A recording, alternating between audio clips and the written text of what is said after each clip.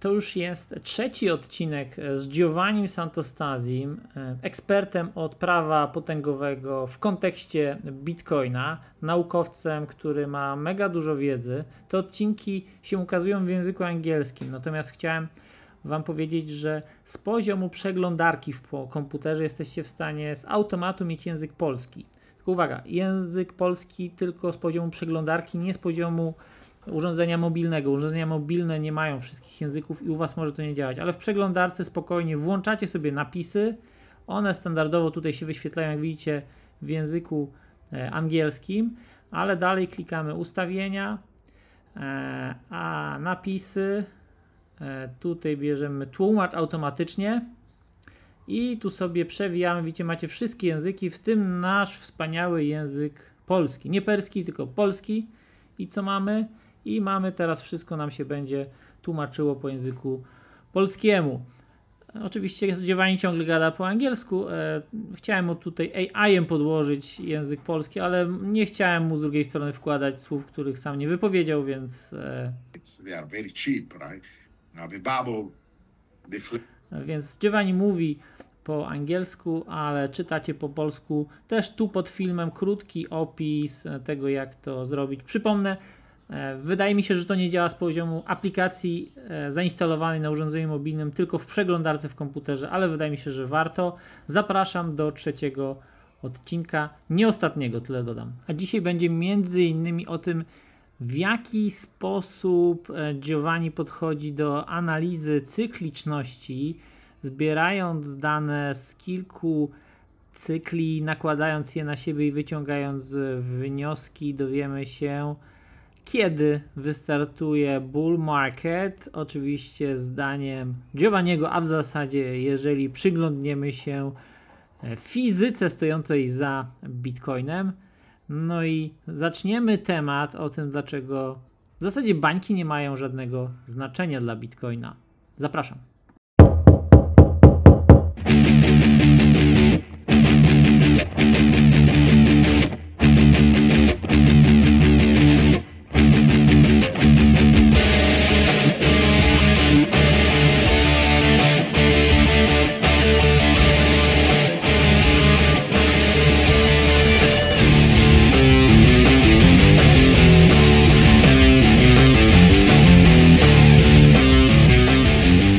So the next step that they teach us is to do the log of both sides, not just the y-axis, but also the x-axis. Because in particular physicists, given that we deal with the laws of nature, there are many laws of nature that behave exactly like that, where if you take the log of the x-axis and the log of the y-axis, then they look like straight line. Now, you have to understand, nothing in nature looks perfectly like a straight line, even in this kind of graph. You will see some noise, even because your measurement equipment is never perfect. And, even if I measure something like, for example, something that is what is called a power law, it's if you take an object, you drop the object, from a certain height, the distance that is covered by the object, it's proportional to the time square. So it will be like y equals some constant that has to do with how strong gravity is on Earth, we call it G. So y equals some constant times time to the square. And so basically if you wait 2 times longer, the distance will be 4 times bigger. If you wait 3 times longer, the distance will be 9 times bigger, 4 times more, 16 times. So you can see it's accelerating. It's going faster and faster down. And that relationship is called a power law. So we are trained to plot data as the log of a y-axis and the log of a x-axis, because I'm not going to the math and show you why that is true. We could do it, but people can look it up. If there is such a relationship where one quantity y is equal to the other one to some kind of a power, then it turns out that if you take the log of both sides, it's going to look like a straight line. And the beauty is of this straight line is that the slope of that straight line gives you the power, gives you that exponent. So for example, if I did this with gravity, I put on the y-axis, I put the distance covered by the object that is falling, and I put the time on the x-axis and I take the log, I will see a very nice straight line, and that slope of that straight line will be 2, because this is the relationship between these two quantities. So you get a lot of information from this graph. First of all, the fact that it is a power law, because you can see visually. And look at this data. Like, does it look like Bitcoin becomes like a straight line, the general pattern? Yes or no? Or you have some doubt. You say, Giovanni, what are you talking about? It's not a straight line to me. What are you drinking? Yeah, I mean, for smoking? me, this looks like a straight line. It's actually, I mean, first time I've seen this graph when you use because often we see the log on the y-axis, and the first time I've seen actually on your materials that you also use a log for the x-axis. And that's actually surprising and fascinating that it is a straight line, right? So, I mean, if it keeps on going this way, I mean, we can probably predict it to the future. We will talk this later on. So how reliable is this model like moving forward? But in this time frame, which is probably from the Genesis block till today, I mean, it is a straight line, especially if you move the red line like a bit to the bottom, then it looks like a support line for this graph, right? So right, we can see that in a moment. So this is the general trend, right? And you use actually a mathematical tool that is called regression. And regression basically is trying to find a line that minimize the distance between all the points. So basically, there is this algorithm. Nowadays, you do it with the computer. You feed the data in this form, the log. You basically give a log of a y-axis, that is the log of a price. You give a log of a time, and then you say, hey, find a regression line. And he also tells you, is that regression line a good model? Is a good representation of the data? And it gives you numbers that tell you yes, no, yes, it does, yes, it doesn't, because I could look at, a blob of data and I can still draw a line, and it will tell me, okay, yeah, okay, this is the best line, and will look like flat line, and there is a number that is called the R square, and that R square will be close to 0. Basically, it's telling you, yeah, you made me draw a line, but this line is meaningless. It doesn't mean anything. It doesn't really represent the data. If I had a blob, right? If I had a blob, maybe I should. So maybe you should explain what the R square is. I think so when you do this calculation of this regression, the computer finds two numbers. The two numbers are the slope of a line, because you can, if you go back again to your high school or middle school, and remember your teacher when he was talking about straight line, he said, when will I use this stuff? It's no useful. And now you see it can be useful, right? Because it can let you understand how Bitcoin works, so you never know when you will use the mathematics that you studied at school. And in this case, there are two numbers that identify the line. One is the slope, and the other one is the y-intercept. And all what you need is these numbers. Then using these two numbers, we can write an equation that represents the general trend of Bitcoin, and we will see that in a moment. The other number that this regression spits out is this quantity called R square.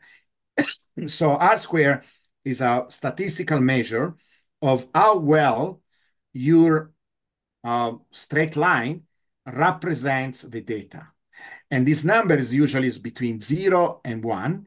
So closer to 1 it is, better the straight line does in terms of representing the data.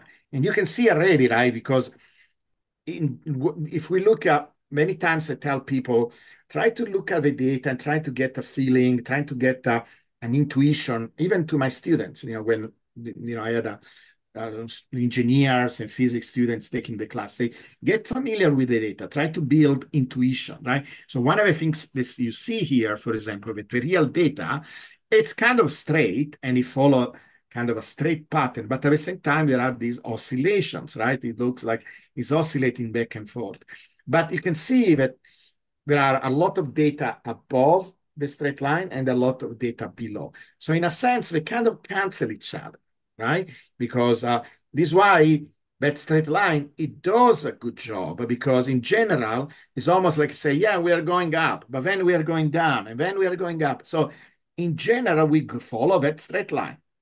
And this is why we get a number that is 0.95, that is very close to 1, because closer is to 1, better job the straight line does in representing the data. In fact, you can transform it in a percentage, and you can say, so if it was 1, it will be 100%. If it was 0, it will be 0%. 0% we will get if it was a blob. If the data looked up like a blob, we'll get 0. You can still draw a line, but it will be a meaningless line. In this case, the line is very meaningful because it's telling you, look, that silly line that seems so simple, it actually represents 95% of Bitcoin's behavior.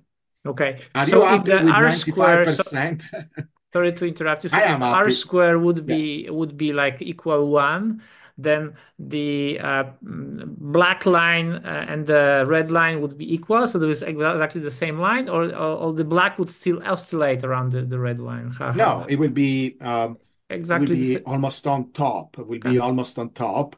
Maybe there is some noise. And in fact, I want to improve these slides. Maybe I should do an example like that. I could create like a fake data where it's almost on top, right? If we didn't have these big, huge oscillations, we go up and down, you will see some fuzziness because real data, I tell you, even if you drop an object, like I was trying to tell you before, and it really follows, the laws of nature and is almost perfect with physical system, because you have some errors in your measurement, because there is some air friction, it will never be perfect and it will be fuzzy, even if you do it with a real object. So it will be some fuzziness. In fact, I could even try to find some real data of a falling object and show how that looks like. It will look we will get an R square of 0.98, 99.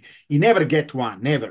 With real data, it never happens because there is always data always has some little noise, even just in the measurement, because we never have a instrument that can measure something 100% perfectly, right? And you always have some form of noise, like when I drop an object, there is some air resistance and other kind of things like that, air drag, that even if it's small, very, very small, it's still there, So it will look like, imagine a bunch of little dots on top of this red line, and then the R square will be 0.98, 0.9, very, very close to 1. And in fact, it's a kind of a non-linear thing where closer you are, more perfect the data is, it's difficult to get closer and closer to 1, and in fact, it's difficult to get 0.95. I work in many different fields of science, physics, neuroscience. In neuroscience, for example, the medical field, you almost never get even 0.8. Like if you get some physiological data and you see a nice correlation between two things, and people, companies create drugs, based on that. Oh, look, you have this compound, and this compound, if you double the quantity, creates this effect. You make a graph, and you get a graph that is 0.8, 0.75.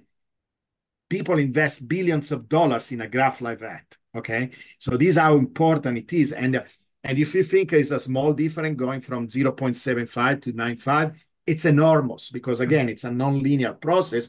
I never, sincerely, in all the physiological data that I saw, I never saw anything like this. This is almost like physics. Physics has this kind of R squares. When you look at the physics data, you can go also to 0.99 or whatever, but or even more, like there are some physics experiments, we get so much data and we collect all this data where our R squares are amazing, but it's basically like almost physics. I never saw, in particular in a social financial phenomena like this, you will think that you don't get this kind of R squares.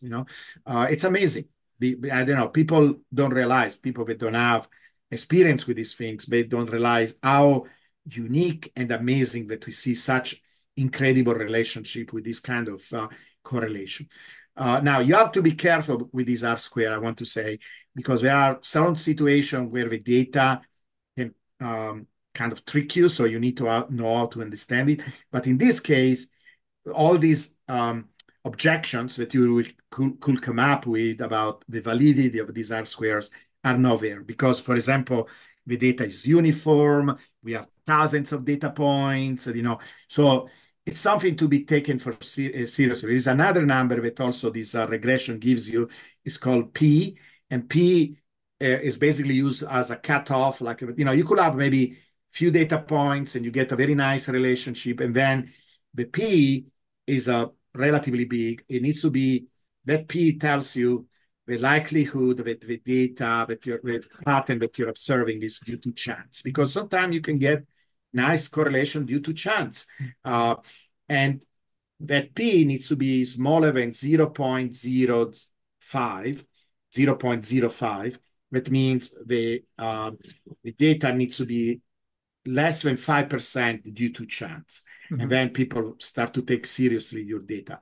In this case, that P is like 1/10 billion or something like that. It's a very, very small number. It's basically telling you it's almost impossible that this is due to chance. I don't even put it there because it's so small that it's basically zero, almost zero. Okay, I mean, the fact that the R square, so the accuracy of the model is like 95%, that's how I can understand. It's like a huge thing, I think. So, I mean, it shows that it worked in the past for me. Yeah. And then, the slope and the y-intercept allows us to write a formula. So the formula, but it's crazy, right? That there is one single simple formula that describes the price of Bitcoin. Now, what that describing means and its interpretation, right? In this case, if I draw that line in the center, it's kind of like a fair value for Bitcoin. It means sometimes Bitcoin will be above and it will be overvalued. Sometimes it will be below and will be undervalued. But the general trend is where let's call it fair or average value of Bitcoin is. It's a compromise between this very high value when we go in these bubbles. Notice the peaks, basically, when we are above, it's mostly the bubbles, right, that is above, and everything else is below, right? So it's a compromise between these two things. So this is what the interpretation, because when you do this calculation, the other component is also, what does it mean? What is the interpretation? That is the other thing that we need to do when we do this kind of calculations. And the interpretation is that there is some very simple formula that can give us this general trend value.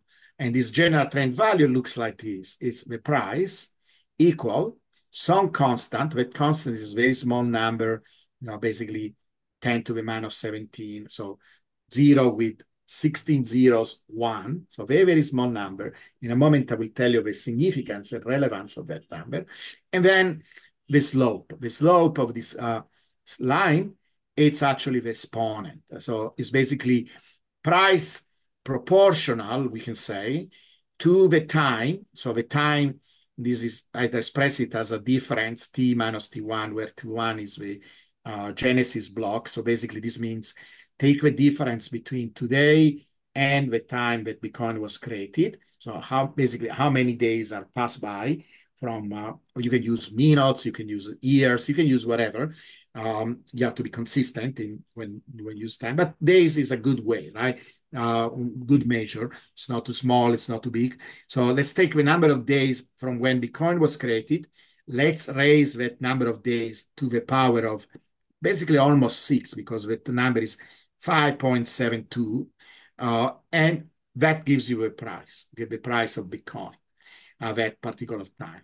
And sometimes it can be a little bit lower, sometimes it can be a little bit higher. And so, first of all, we can revisit in a moment some examples of this. For example, we can ask, when Bitcoin, according to this formula, reach $1, for example, right? Say, how long did it take, according to this formula, for Bitcoin to be $1? Or how long did it take to reach $10, $100? How long will it take? And we can compare with history, right? We'll say, is it close to what really happened? Yes or no? Because that will be a way of testing this formula. Is this a good formula? Does it come close to the real time that it took Bitcoin to actually reach this value? And then if it is close enough, we can say, well, then can we extrapolate? Because the beauty of having a formula like this, then you can put future times, right? You can say, what if we go to 2026? What if we go to 2030, 32, you know? Or you can use the formula and resolve, you know, solve it for time. You know, it's easy algebra, and say, if I put a price of $1 million, how long will it take to reach that price? And we can answer that question, you know, so we can do all kinds of different things with this equation. Now, I don't know if this is a good place, maybe it is, but let me say this. Many people say, well, it worked for the past. How do we know that will work for the future? First of all, well, look at this. I discovered it in 2018. So I draw this blue line. This blue line is the time since the discovery of the power law. So when people say, well, we will see in the future, well, we have done that for 6 years. You know, it's not that people maybe say that because they never heard about the power law. I posted it on Reddit about the power law 6 years ago, and you know, didn't get a lot of attention. And this year, what happened? The reason why this thing became more famous is because I posted again after 5 years, because it was like in January when I did that. And they say, guys, 5 years ago I posted this thing telling you that Bitcoin was following a power law. This is 5 years later. It still follows a power law with the same slope, everything. And people got crazy. You know, I got a lot of attention. The first post 5 years ago, almost, you know, I think I got 400 up likes or something, you know, up votes. And this time we got many more, and there was much more attention, you know, more people. And in particular, this guy from Russia, you know, I think he lives in United States, in Las Vegas, but he's a Russian YouTuber, and he's working on finance, and he's very famous. He has like millions of people in his YouTube. He contacted me and he wanted to have an interview. I had no clue who this guy was. You know, like I just did an interview like I'm doing it with you. And then he made this video, very nice production video, because he has an introduction, animations. He talks about Kepler, you know, the power laws. And he did a very good job. And I showed it to my son, that is a video maker, you know, the preview. He told me, you know, don't post it yet. You know, it's just a preview. I show the preview to my son, and he say, do you know who this guy is? And I say, no, you know, who's this guy? Nobody knew me, you know, so nobody was made an interview with me yet. This was my first interview. And he said, you know, this guy is very famous, you know, you're going to get a lot of attention. So he was the one that actually made it explode, because all of a sudden, you know, I think that video was watched like 400,000 times or something like that. And you know, my X account went from 200 people that were following me, because I have been working on this for a long time. And and I was mostly doing things on Facebook, because it was more active 10 years ago, where this was the place where you were discussing Bitcoin stuff. We didn't have X. And so my account now is almost 40,000 people, you know. So I grew up very, very fast in very little time. But the power law has existed for almost 6 years. And this is in this blue line shows, you know, where imagine 6 years ago, you know, we were doing this interview, and after 6 years, we meet again and say, hey, you know, Giovanni, give me an update about the power law. Say, well, look, you know, we were kind of right, you know, because the general trend is that, right? You agree that the power law has been pretty right in 6 years. So yeah, that is one thing that I want to tell people, right? It has done this for 15 years. We discovered it 6 years ago. We were right for 6 years. You think we are not going to be right in the future, but there is something more. That something more is the deepest idea that I want people, I know it will take time, but I want to start to have people think about this more and more and more. If it is true that it follows a power law have this very interesting property that is called scale invariance. What do I mean? Let me explain that, because it's the core concept of everything that has to do with the power law and makes the power law unique and special. What it means is that you see how we are growing in a very precise fashion. That is basically a line, right?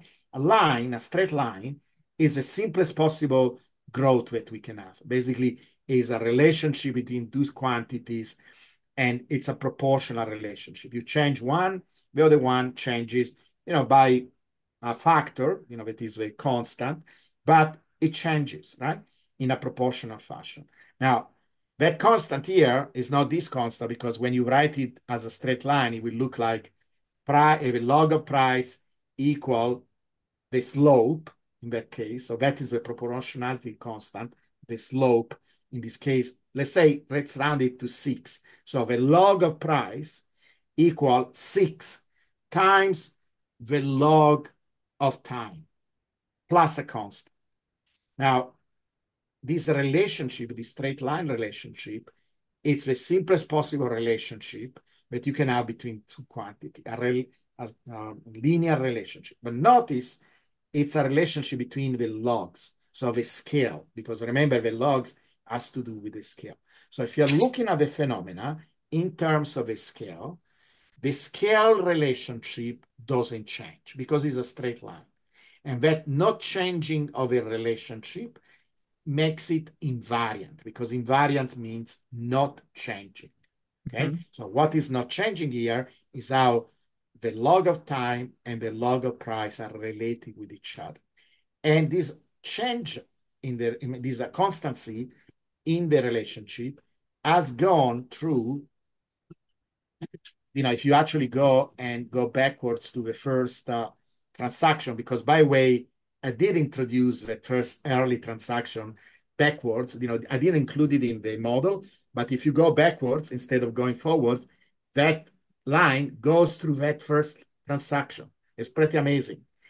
So if you include that transaction, we're talking about 9 orders of magnitude.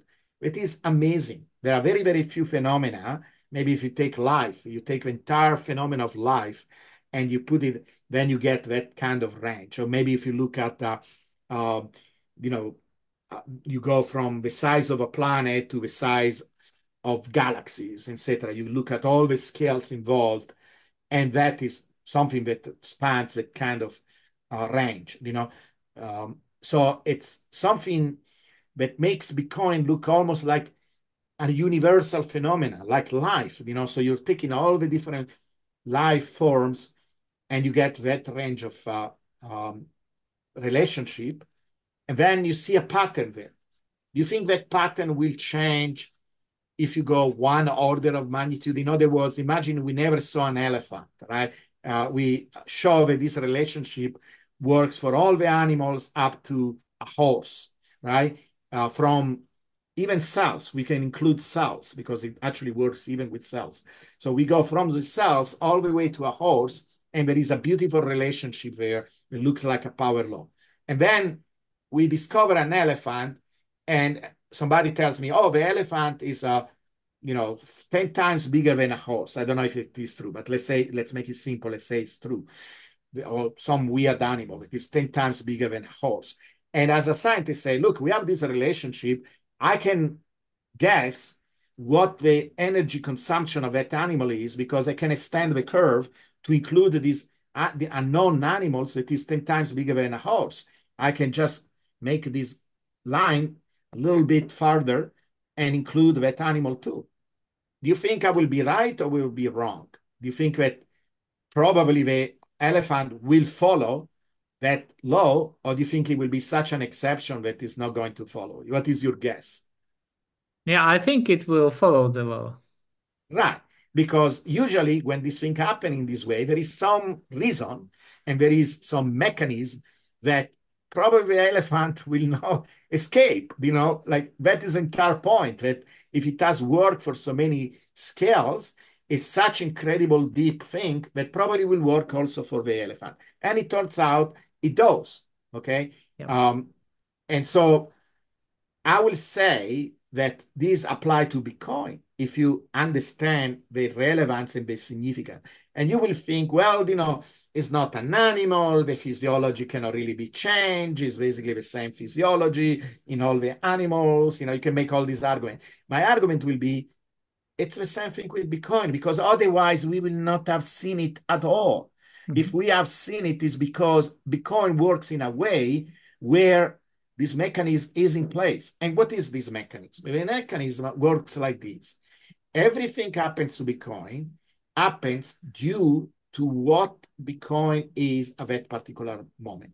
In other words, imagine this little story where Satoshi was the first one, right? He created Bitcoin. He told his friends, like in this, do you remember he did it in this place online where the other hackers, other cypherpunks like him, they were interested in cryptography. He got some interest. Some people like Al Finney said, you know what, this looks a very cool idea. I will help you. So they put energy, time, it was not ready yet, but they put their time, their energy, they ran the protocol in their computer, so they use some electricity at home. They put value in the system. How much value there was? Did Satoshi all of a sudden brought in nations or institutions? It didn't. It was few people in his circle, right? And that when he came up with these few people, now the value of this network of people went up. That attracted more people, right? People started to hear about it. They started to create a website. People heard about Bitcoin. They were not in that circle. Maybe early adopter, more like technology people, that understood the value of these. And they come in, and they come in, and they come in. So you can see that at every stage, wherever Bitcoin was, it was attracting the right influence, the right news, like when it started to become big enough, like now news started to talk about the different websites, the different, different sites. We were talking about technology, etc. And finally, when it was big enough, actually CNN talked about Bitcoin, and the mainstream media started to talk about Bitcoin. But at every point of the life of Bitcoin, whatever happened to Bitcoin was proportional to where Bitcoin was. That type of process, it is basically an iteration, where the new state of a system, the change in the system is proportional to where the system is at that particular time. It's exactly, you can actually write an equation that describes that type of process. That equation is what gives rise to power laws. And so my thesis, and I could be wrong, but this is why I call this the power law theory of Bitcoin. So it goes, and many people that are not scientists, they think that theory means a guess, etc. No, theory in science means you have a very coherent, very deep understanding of a phenomena that is supposed to explain everything about that phenomena. So theory is actually an upgrade from model. Like people don't understand that, because sometimes I'm confused about some of the misunderstanding of people. Like there was a day when somebody told me, yeah, you should call it a theory. Like, it's a stupid thing, basically, was trying to say. Because, the common use of theory is like, in theory, right? It basically means like you're taking a guess. Or, no, in science, theory means something very serious, but this is actually a very comprehensive understanding of a phenomena. And so it went to be a theory when I start to say things like this, like, I think this is a very deep property of Bitcoin, being scale invariant, that basically allows us to understand everything that happens to Bitcoin. So when people say, oh, what if tomorrow a nation state, because I hear this all the time, and I want to actually use this opportunity to address this, because it's one of the confusing things that people don't seem to get from what the theory tells. What if tomorrow a nation decide to adopt Bitcoin? Well, that nation probably needs to be small, like El Salvador. It already happened, but it was proportional to where Bitcoin was. It's not going to be the United States, because the United States is not ready to do this. Now, the day that Bitcoin goes to 10 trillions and the trillions, then yes, that will be the right time for a nation to say, whoa, this is as much cash there is over there, because it starts to approach all the real estate of the world. Maybe I need to start to pay attention, maybe this is a time when I need to adopt it, and something like that will happen. But it will need to be at that right place, because, for example, why the ETFs happened this year? You can say, well, because the regulations and this and so, but the regulations were, they started to be modified and accepted, and they allowed it because Bitcoin was big enough to attract the attention of an institution like BlackRock. A few years ago, BlackRock was talking bad about Bitcoin. So, their political influence, their money influence couldn't change the mind of the politicians, because all these things are connected. The time when Bitcoin started to be big enough and making gain big enough where it attracted the attention of BlackRock, then the ETFs got approved. You see how it works? It's a feedback loop. It doesn't come from nothing, It doesn't, all of a sudden, Amazon is not going to allow to pay things through Bitcoin because, Jeff Bezos wakes up in the morning and they say to do that, because Amazon is a big corporation. They have to follow certain rules, certain patterns. He has to respond to his investors. He's not going to do a random thing. And the institution will do that when everything is there. There is enough security in the system. The hash rate reaches a certain point. The capitalization of Bitcoin reaches a certain point. There are enough institutions. There are enough infrastructure. Everything happens at the right time, at the right moment. This is how you get power laws. This is how we got a power law from the beginning. We will not see a power law unless this was true, what I'm describing. So these people saying, what if this, what if that? Well, that is your wishful thinking, and you don't understand how Bitcoin is working. Because if you start to see things through this optic, now, am I right or am I wrong? So far, I've been right, because if you look at the history of Bitcoin through these lenses that are described, all of a sudden, the history of Bitcoin makes sense. It makes sense, for example, that Saylor was talking bad about Bitcoin a few years ago. Same thing. Bitcoin was not ready for Saylor. Saylor was not ready for Bitcoin. And it goes in both directions, So when the right time was for Saylor to intervene, he did. Now, I know it sounds mystical to some people, but it's not mystical. It's really scientific. This is how all these processes work, because it's an interaction. It's an iteration. It's a feedback loop. And so if you start to see it in this way, this is a very scientific way, but now it opens your eyes on what to expect about Bitcoin. Now, of course, there is some fuzziness. How is this allowing it to tell us exactly the time when, for example, we are going to have Amazon deciding to permit payments? No, but it's going to give us a rough indication, right? Say, maybe it needs to go up another 10 times, like when it will reach the market cap of gold, Amazon will come in, but that is the idea that everything that happens to Bitcoin, it happens because Bitcoin is interacting with the world and the world is interacting with Bitcoin. So this is exactly how you get power laws, mathematically and logically. So if you follow, that is the deepest message behind the power law, and it makes it different from anything else, because it's not just some pretty nice line, whatever. It's much more than that. It's a philosophy about Bitcoin, what Bitcoin is doing, how it's growing, the fact that it's a feedback loop. It's really cool, and this is why I invite people to study and understand it, because there is much more than just like a line, it's much deeper than that. Yeah, that's fascinating. Do you have any questions? Do you have questions about that, or do you want to I think discuss it's it? pretty clear. I mean, you've explained basically that Bitcoin needs to be ready to accommodate like a big institutions, and ETFs came just right now, not 10 years ago, because Bitcoin was not ready. Today, Bitcoin is probably ready for small nation states, which you already see, but bigger nation states will go as Bitcoin grows, because Yeah, that's basically how it works. So I think that's pretty good explanation already. I just wanted to touch this graph for people who are just watching this. Yeah. This blue line which you've drew is so short, despite it's like 6 years, because the log axis. I mean, you use a logarithmic Yeah. scale to express the axis.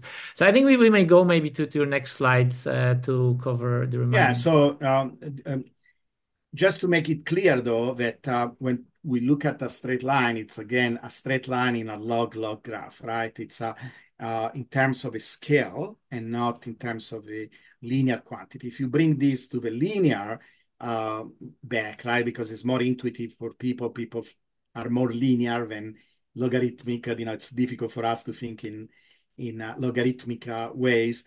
This is how the power law will look like. It looks like a J or a hockey stick. So it's really going up, up, up, up.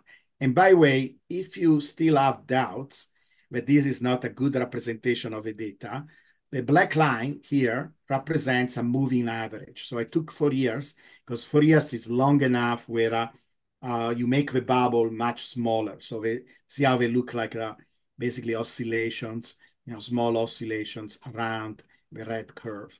That are the bubbles. And now they look much smaller. And you can see the black curve really, really comes close to that red curve, right? You will say, it's very difficult. I don't know how anybody can look at this graph and say, I don't think that red curve is a good representation of the data, right? How can you do that, right? It's as good as it goes, right? It's like amazing that you can find a simple equation that represents kind of the average behavior, and it's a simple equation, and it comes so close. Will you agree? Does it look a pretty good match? Yeah, it looks, yeah, it looks pretty good match. Though I think for me, even better representation is the log axis and y axis where is the straight line. So I mean, for me, this is more. It's just different way of looking at the thing, right? Because many people are confused and they think it's a straight line. It's a straight line in the log graph. If you go back to the linear graph, it looks like this crazy J, that we are going up like crazy, up, up, up, up, up, and pretty fast, because it's basically when people say, oh, the price went parabolic. Well, many times actually they mean exponential, but parabola is really square, and this one is 6.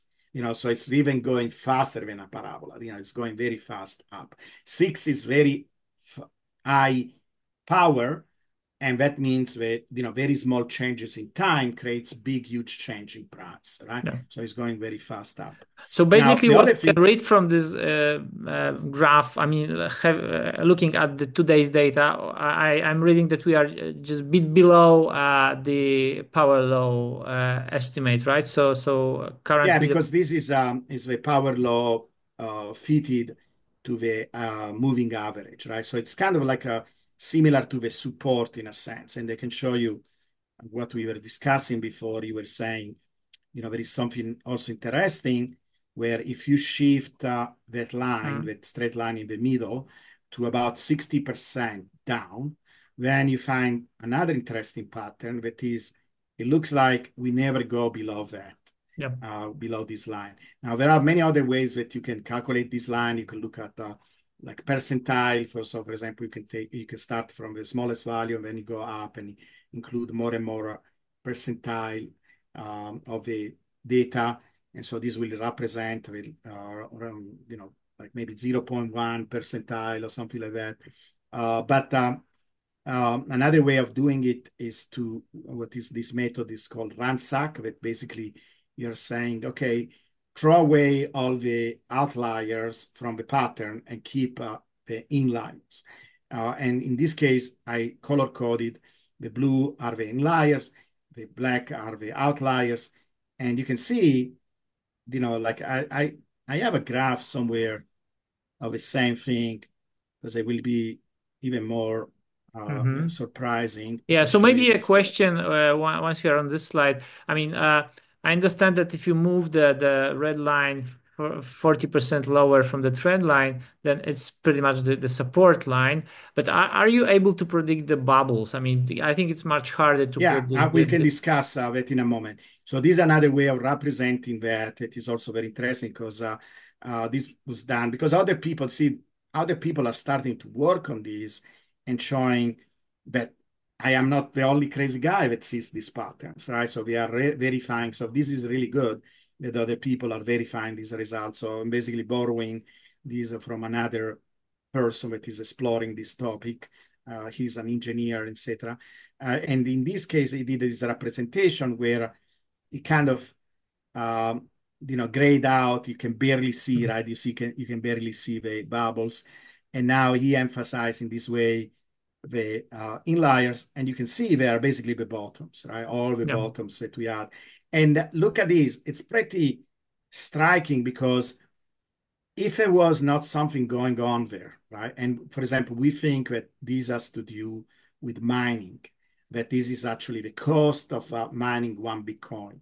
So it's a very physical quantity that this is why it's never violated, because it represents, if you go below that, the miners will lose money. So they don't even want to sell you the Bitcoin, right? And it's a place where usually the price is very suppressed. There are no many sellers because the market is exhausted. So it matters that usually the miners do not have a big impact because the transaction volume is so much bigger. This is why S2F is not very good at all, even conceptually.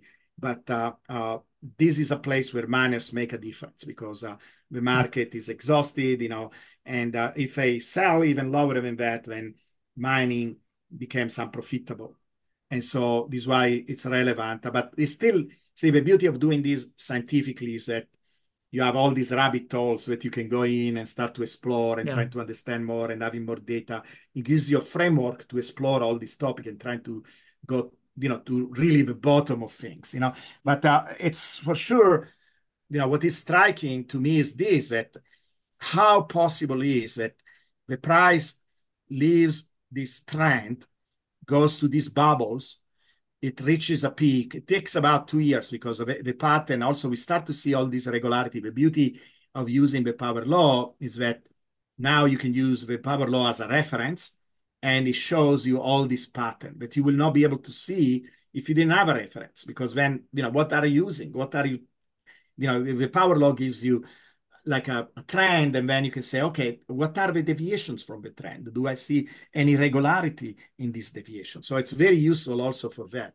And one of the things we see is that we follow for 2 years that in particular, you see here around 2016, it was almost perfect. You see how we were moving along for about 2 years along this red line, around, this is the power law. Now we go back to the log linear chart where we have only log on the y-axis and linear in the x-axis, so it looks curved like this. Now we know where the curve comes from, right? So when we look at the curve, say, well, why so regular? Why it looks like that? Because it's what a power law looks like in a log linear chart. It doesn't look like a straight line. It looks like this. It's exactly the power law. You're looking at the power law. That regularity in the pattern is the power law. And we spent 2 years along the power law, and then we leave it for 1 year to reach the top because it takes about 1 year. So you see all this irregularity. Now you can make sense of these bubbles, even in terms of how regular and precise they are. Very precise. Every time is about 1 year when we leave a power law. And then we come back and it takes another year to reach the power law, the support line that we see here. So very, very regular pattern. 2 years along the power law. Then 1 year, it becomes exponential, actually. And you see, it's not sustainable. It just lasts 1 year. And then the system say, I need to correct this. And it goes down again exponentially. And we reach, and look where it goes back. It goes back to the power law. Mhm. How So does these he are the know? moments where basically the scarving mechanism starts to work because the price go up and the so miners want to join, but the infrastructure is not there, so the security is not there, so eventually we collapse, right? So and we Yeah, seek the and bottom. the liquidity is not there. Yeah. All kind of things are not there, and it's not sustainable, and it corrects itself, and it knows to go back because it could have gone anywhere else. It goes back to a power law. It's incredible. Like if you have a minimum of math and physics and science understanding, and you look at something like that, you will be almost shocked because it's very difficult that a system follows such regular type of behavior. After basically 2 years, it goes back and it goes back to the power law. And by the way, this, what you see here, it's COVID. Video. So there was actually like one of these black swan events. And, you will have thought that maybe through the black swan, we went down even more, or it broke the power law because it was such a crazy event. It didn't. It reached that support line and it bounced back. So actually, was kind of almost like a stress test for this idea, for this thing that there is something very fundamental about that line that it never gets violated. And so it's amazing. It's amazing that we follow this pattern. It's really striking that there are this gap, and then the price goes back. He knows where to go. And the only way that he can do that is that there is some kind of mechanism behind that regulates the growth of Bitcoin. And that mechanism will continue to be there. This is why one of a few times in science where we feel very confident about making prediction about the future, if you have a scale invariant system. Because usually the scale invariant system, because of their nature, they continue to be scale invariant. They don't change. It's very difficult. As you can think almost the other way around. How the COVID didn't change the trajectory. Something positive, like some big positive event, will not change the trajectory either. Maybe temporarily, but then it will go back to the trajectory. Okay. And this is how this system works. Yeah. So I mean, right now we are like many people are waiting for for the bull market, for a bull run. But having a look on the data, actually we are actually already above the red line, so the power law. So somebody can say, yep, maybe we'll go down. Maybe that's the moment when we will touch the trend line, and there will be no bull market. I know you are predicting that the bull market will probably start like in November, but like I understand the power law is not actually explicitly telling us this, right? There's bubbles. No, I mean, not explicitly, but you can use the power law to determine patterns, right? Mhm. And that is the entire idea, because I can show you different things, because that is the next stage. In fact, it's a good place where to have this discussion. So once you have a reference line, then you can start to ask a question and say, okay, so what can I learn from deviations from the trend, right? So now you can look at the trend, and then you can subtract the trend, subtract the data from the trend. And in particular, because we see these bubbles, and when you measure it, actually, they seem to happen very regularly every 4 years. What I did, I subtracted the trend, and then I average these 4 years period. I put them one on top of the other, starting from one place to another. And then I average them. And then you can calculate the standard deviation, basically how spread the distribution of these points. So I did it here. So for example, I divided this period in month. Every dot represents a month in this graph.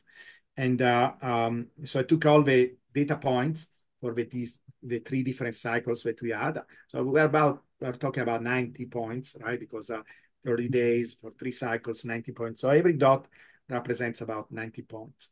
And then I average them, and this is what the black dots represent. So basically you can see there is a very precise pattern that is an average pattern that we observe.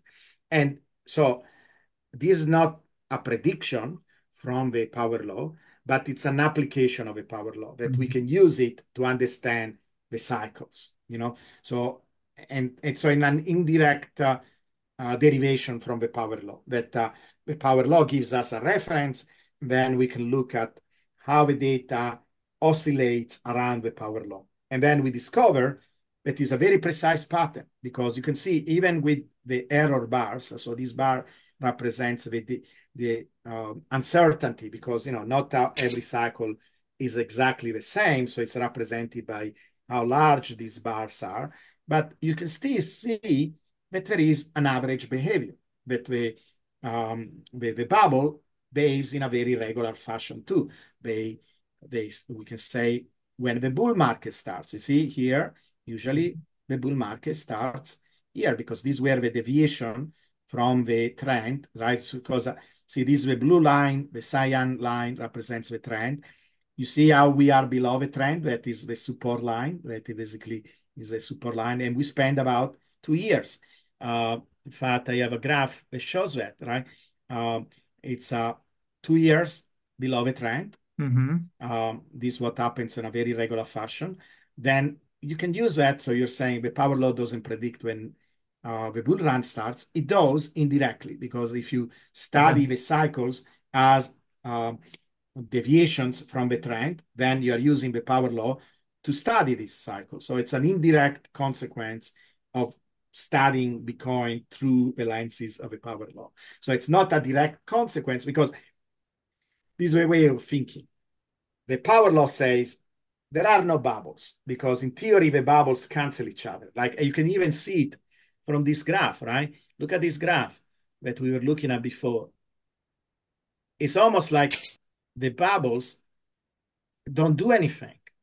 Yeah. If you look at the overall pattern of a power law, you see how we leave the trend, we reach a peak, we go back to the power law. Imagine I say, which bubble are you talking about? I think Bitcoin went through the red line all this time. I will not be wrong.